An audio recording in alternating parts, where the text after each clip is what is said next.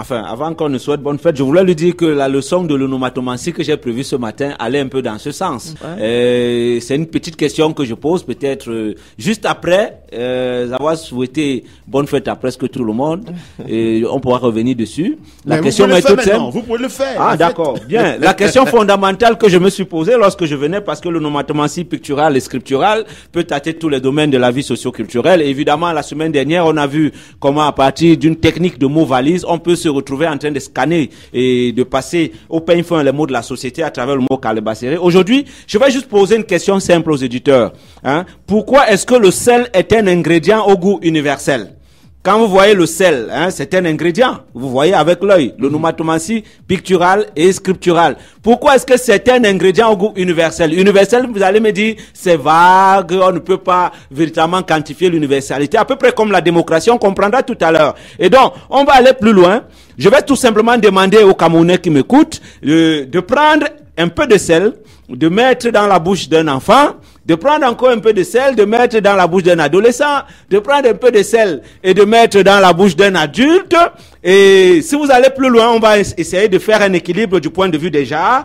Mettez un peu de sel dans la bouche d'une femme, mettez un peu de sel dans la bouche d'un homme, un vrai, cette fois-là, viril, et vous voyez leur réaction. Donc, on va entrer un peu dans l'onomatopée à travers l'onomatopée du miam miam et du glou glou, et vous allez constater véritablement que ce goût de plus en plus va plaire à tous ceux qui goûtent au sel. Maintenant, vous allez quitter la sphère familiale, vous montez un peu dans la sphère nationale, essayez de mettre un peu de sel dans la bouche d'un pauvre, allez mettre un peu de sel dans la bouche de quelqu'un qui est très riche, très nanti, et dites-nous si les deux n'ont pas apprécié ce goût de sel. Et j'irai plus loin, si on essaye de prendre par comparaison un haut gradé de la République, que ce soit un colonel, un général, mettez un peu de sel dans la bouche d'un général et allez mettre un peu de sel dans la bouche d'un sac à dos. Est-ce que les deux n'apprécient pas le goût du sel? L'onomatopée picturale et scripturale va plus loin et on se dit, si on se mettait dans la tête que dans une urne, par exemple, parce que je parlais de démocratie tout à l'heure, si on remplaçait le sel par les bulletins de vote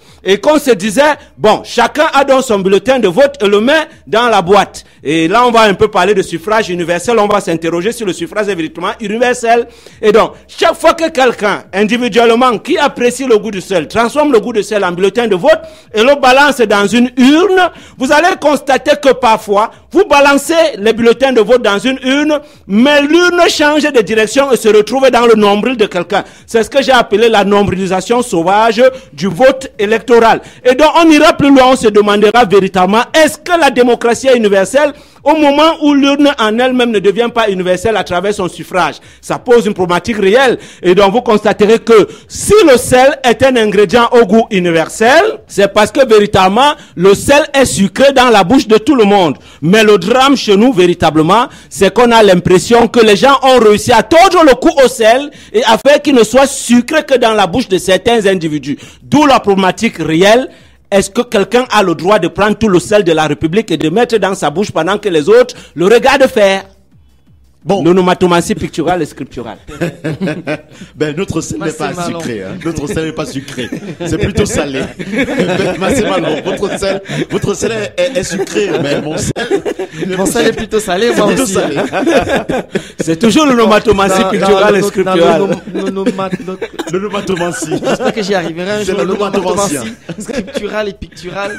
C'est plutôt compliqué là-bas, Bientôt le sucre sera même salé, là. Ouais, ça c'est vrai. Et il y avait eu des émissions sucre salé et pimenté, vous le savez. Des émissions interdites, acceptées, quelquefois du côté du littoral. Et bien, tout le monde appréciait quand même sucre salé, pimenté. Voilà, c'est assez particulier, en tout cas, votre onomatopée. L'écrivain détective onomatopée.